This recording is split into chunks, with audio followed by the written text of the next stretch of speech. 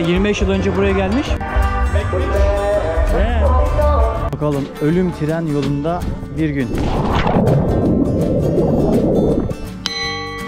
Foto kapana kaplan yakalanmış. Aman abi, aman. Dostlarım, çok güzel, özel bir yere geldik. Burada kuş mağaraları var. Çok ses yapmadan önce size göstereyim. Sonra üzerinde konuşuruz. İnsan mağarasından sonra bir hayvan mağarasını görüyoruz. Nasıl ev yapmışlar. Neymiş? Ulan bambu ya. Hem hafif hem sağlam. Resmen arkadaşlar burada abi mimari bir yapı var. Bu kuşlar kendilerine yaşam alanı inşa etmişler. Eski insanlar da onları izleyip onlara bakıp onlar da bir yaşam alanı, bir yaşam formu oluşturmuşlar. Bugünkü teknolojinin, mimarinin, sanatın bu aşamaya gelmesinde tabiat ve hayvanlar çok önemli. Müzisyen bir abimiz vardı. O şey dedi, yani insan ilk başta tabiatı dinledi. Mesela keçilerin işte meylemesini, işte kuşların ötüşünü, sonra kavallara öyle üfledi. O sesleri harmanlayarak müzikler yaptı demişti. Kırgızistan taraflarının, Orta Asya devletlerinden geldiğim için oranın müziğini koşarken o dört nala koşan atları hissedebiliyorsun. Atlar o insanların kulaklarına aşina olmuş ve müziklerine etki etmiş. Yani o hani dombura tarzı müzikler var ya, onları dinlerseniz bir dahakine dikkat edin. At koşturmalarının, o coşkuyu, coğrafyanın temposunu hissedebilirsiniz, yakalayabilirsiniz. Evet, burası da böyle arkadaşlar. Yalnız diyorum ya, mesela toprağı okumak lazım. Bulunduğunuz coğrafya okumanız gerekiyor diye. Ya bu hayat kurtarır. Mesela bir gün işte çadır kursanız veya da kamp yapmak isteseniz. Mesela burada yağmur yağmış ve burayı aşındırmış. Demek ki yağmur yağdığı zaman burada bu gibi dere yatağı oluşabiliyor. O yüzden buraya yaklaşmamak gerekiyor. Veyahut da buranın yakınında bu riski gözeterek bulunmak gerekiyor. Dünyayı gezerken yani hoşuma giden yönlerden bir tanesi de ne biliyor musunuz arkadaşlar? Tabiatı tanıyorsun ya, doğayı tanıyorsun, hayvanı tanıyorsun, bitkiyi tanıyorsun. Bazı milletlerden kadim bilgiler öğreniyorsun. Tabiatı okumayla alakalı. İşte denizciden denizi öğreniyorsun. Mağarada yaşayandan mağarayı öğreniyorsun. Çiftçiden tarımı, tabiatı, meyveyi, sebzeyi öğreniyorsun. Hayvanlardan bir şeyler öğreniyorsun.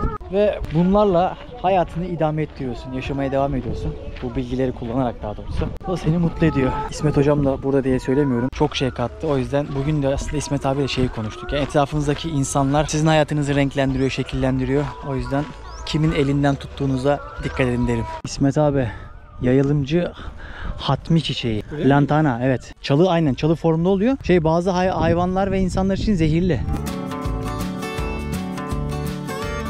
Biz yolda giderken... Yeah, you trust me? Yeah. Here we have a tree plantation. Really? Yeah. Okay. 25 yıldır burada mıyız? 25 yıl önce buraya gelmiş ve İsviçre'de çalışıyormuş hala. But Okay. maybe when I'm maybe 60, 60? maybe 58. Maybe you don't need to wait. Yeah. If you can find a way for... It's easy life here, you know. Yeah, and the people is very relaxed. And, Yeah, very relaxed. And it's fresh food every day. And Switzerland, Mont Blanc, Matterhorn. Mountain. He's a mountaineer in Turkey, and he went all of the Alp mountains. there are two tourists from Turkey. They just come look. Yeah. Very nice from Istanbul. Hello. Dangerous. Hello. Arkadaşım etrafı gezdiriyor. Here and pray. Yarın keşişler buraya geleceklermiş ve buralarda oturacaklarmış. They will pray here, right? Yeah. Burada dua edeceklermiş. Couple will sit here. They sit for 1-2 hours. Yeah, 2 hour. Yeah. 2 saat boyunca oturacaklar That's all. ve dua edecekler. Okay. So this family is Buddhist and Yeah. Are they- 99% and Okay. no 95%. 95%. %95'i Budistmiş zaten. Thai people, they like to make yeah. barbecue. Yeah. Enjoy. Make fish. Yeah. Yeah, it's really good.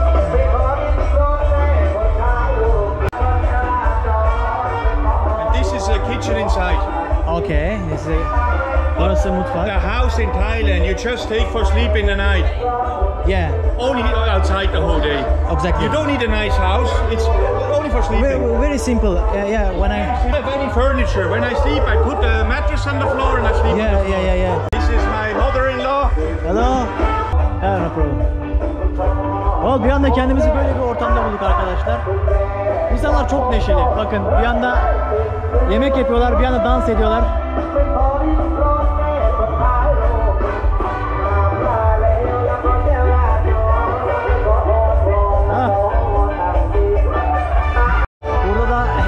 evlenecek çiftler. Bu arkadaşlar evleniyor. Mutluluklar diliyoruz. Çok güzel bir aile, çok sevecen bir aile. Music always loud. Yeah. Tomorrow morning, 4-5 o'clock, they will start the music. Sabah 4'te 5'te müzik çalmaya başlayacakmış. Till when? No problem, man. Nobody even there. 2 days, right? It's the wedding, Days, 2 days. First day, it's what's going on, and second day. Today is the first day. Okay. But today just a little bit drinking and tomorrow one day the wedding. Okay. Yeah. Bugün biraz içiyorlarmış. Ondan sonra yarınsa asıl düğün. Yani oynayacaklar, dualar edilecek. Böyle bir atmosfer. Hiç onu gösteremiyorum ama yüzümden ne kadar mutlu, mesut olduğumu anlayabilirsiniz arkadaşlar. Dünyayı gezdikçe insan yeni ufuklarla karşılaşıyor, yeni ufuklar, yeni insanlar tanıyor. Ve o da kendi iç dünyasında belli bir yansımaya, belli bir aksiyona sebep oluyor. Ve ben elimden geldiğince bu aksiyonu sizinle paylaşmak istiyorum. Dünyadaki mutluluğu, güzelliği, huzurluğu, bazen dramı, mutsuzluğu, huzursuzluğu sizinle paylaşıp bir ayna vazifesi olmak istiyorum. Umarım başarabiliyorumdur. Biliyorum çok güncel ve izlenebilecek belki insanların izlediği videolar yapmıyorum ama belli bir kitle var. O kitle seçkin. Sizleri seviyorum. Arkadaşlar burada Tay mutfağını denemek istiyorsanız Jayda Thai Kitchen diye yazarsanız bakın şurada. Buradan burayı bulabilirsiniz. Böyle aile işletmesi ve çok samimi bir atmosfer. Tavsiye ederim. Yüzen Otelim'den hepinize günaydın arkadaşlar. Bugün hava bulutlu, tam böyle puslu, yağmur öncesi bir hava gibi. Kaldığımız yer şurası. Bak bugün olursa buranın hem tabiatını gezeceğim hem de zor yerlere gideceğiz bugün arkadaşlar. İnsan eliyle aşılmış tren yolları var. Zor yollarda bugün Tayland'dayız yani.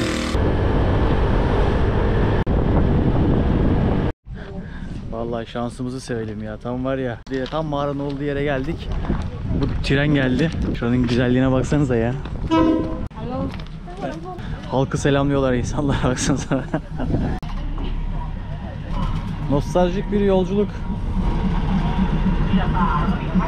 Evet. Uğurlar olsun, uğurlar olsun.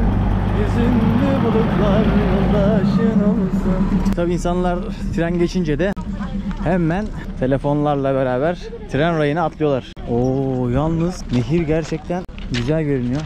Biz tabii piknik yapacağız. O yüzden önce böyle piknik yapacak bir yer bulmamız lazım. Neredeyiz? Kasaya Cave'deyiz değil mi? Go inside. Inside. Yeah, I will go. There is the Death Railway. Yes. Ölüm tren yolu. 35 liraya magnet satıyor. 35 lira. Bunlar da bakın Real stone.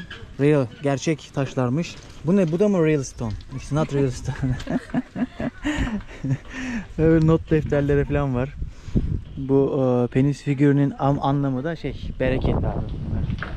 Nasıl çiçekler ne kadar güzel ya. Bakıyorlar mı diye bakıyorum da yok. Dedik ki yanımıza alalım yiyeceklerimizi, içeceklerimizi. Direkt güzel bir yer bulalım ve yemeğimizi bu manzaraya karşı yiyelim dedik.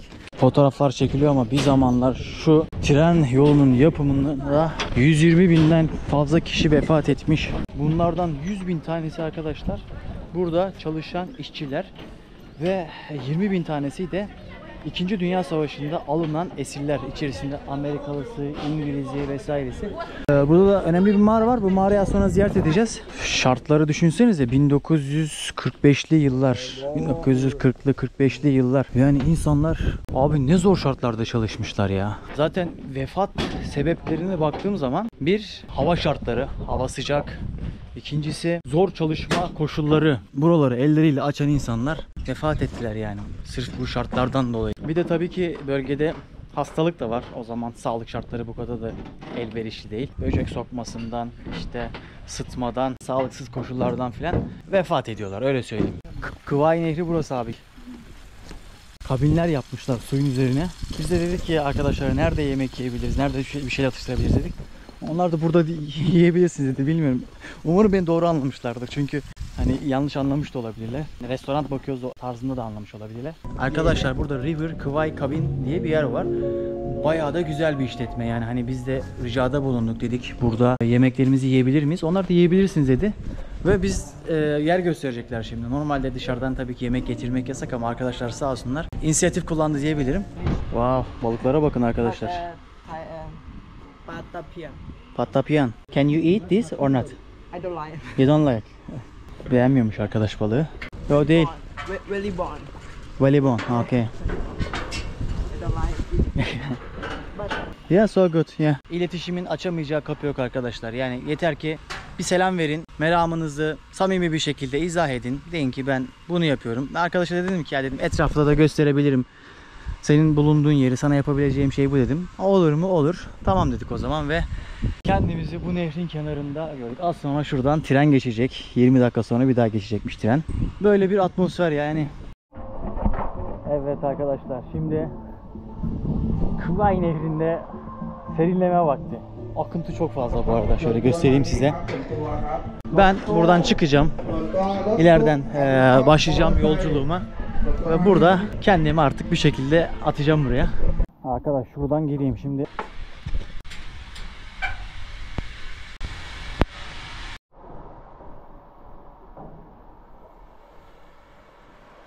Burada da bir alan varmış. Ben şuradan şöyle suya atlayayım bakayım.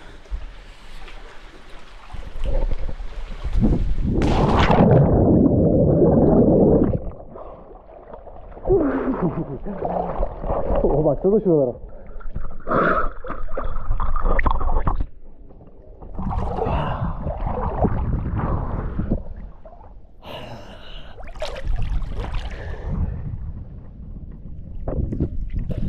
Annem umarım izlemez bu videoları. Genelde şeydi yani, oğlum dikkat et. Tehlikeli şeyler yapma. O sırada ben. Anne merak etme. Oğlun Kuvay Nehri'nde timsahların içerisinde yüzüyor. Timsah demişken yoktur herhalde ya burada. Şakası bile kötü. Hello my friend, how are you? Yeah. Yeah. Heyecanlandı. Yeah, my friend. Hello.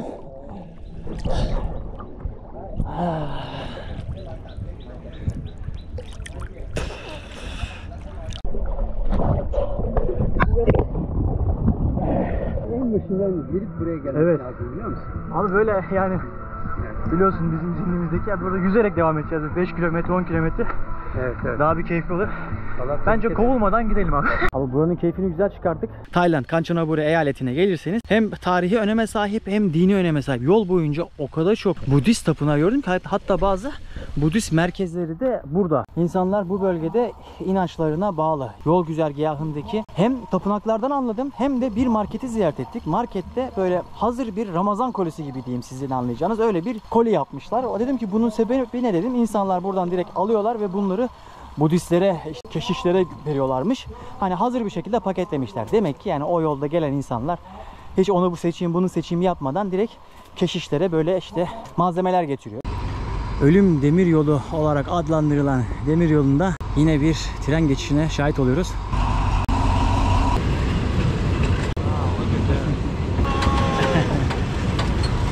Hello, yeah.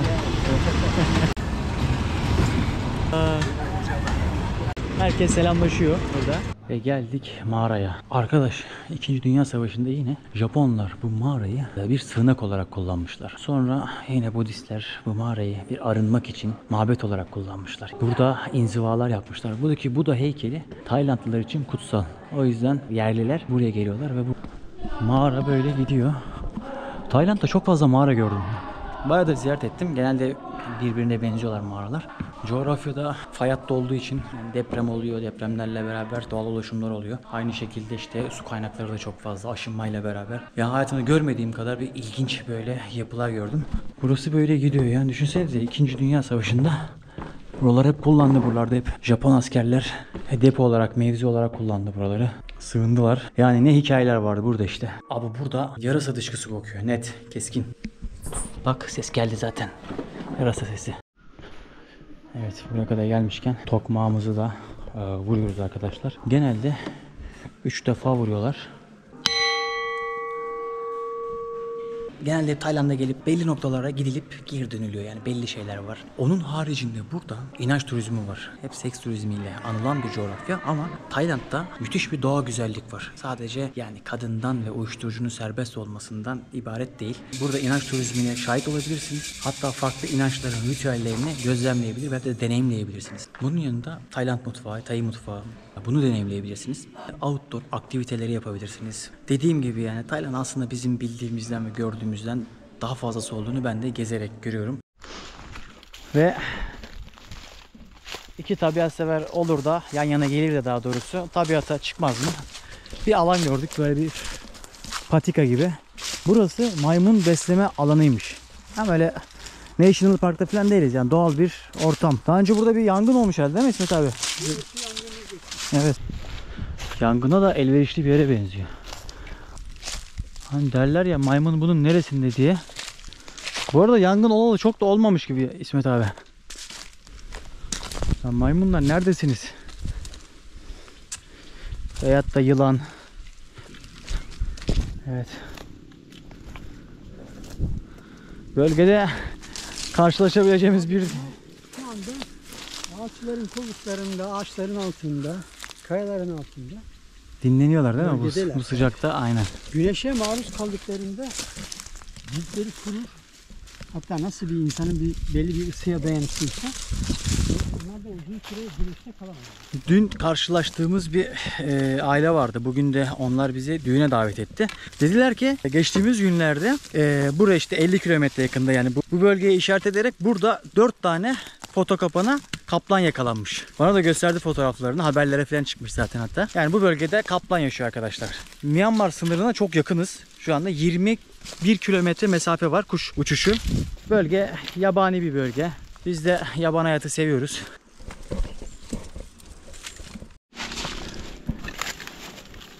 Buranın da ormanlarında yürümedik demeyiz. Ama zemin çok müsait değil. Aman abi, aman. Buranın da ormanlarında düşmedik demeyiz de döndü. Gördüğünüz gibi biraz yürümek kolay değil. Demek gerekirse Bir tepeye çıktık. Burası bu kadar.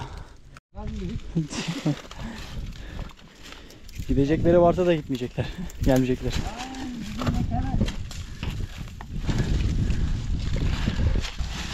Yolculuk serbest tırmanışa doğru evrildi diyebilirim. Oo, baksanıza abi. Bunlar doğal ip. yangınında Hı hı. çiyan kömür olmuş. Tüketilir mi abi? Yani tüketilir tabi. Bu var ya çok lezzetlidir de istiyorsan tüket. Kıtır kıtır cips gibi abi. Cips gibi zaten örümcekleri bile öyle kavurup Burada yiyorlar. Bir yandan geziyoruz, bir yandan da gözlemliyoruz. O çok güzel. Hangi hayvan yaşıyor, hangi bitki var.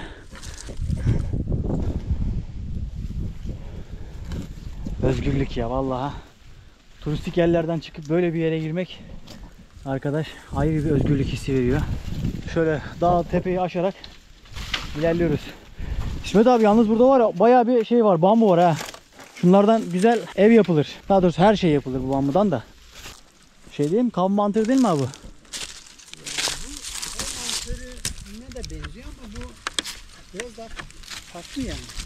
Kuru bir yapısı var. Yalnız burası yangın için baksanıza ne kadar elverişli. Yani bunlar küçücük bir şeyden, şu küçücük bir kıvılcımdan alev alabilir. Rüzgarla beraber de alır başını gider.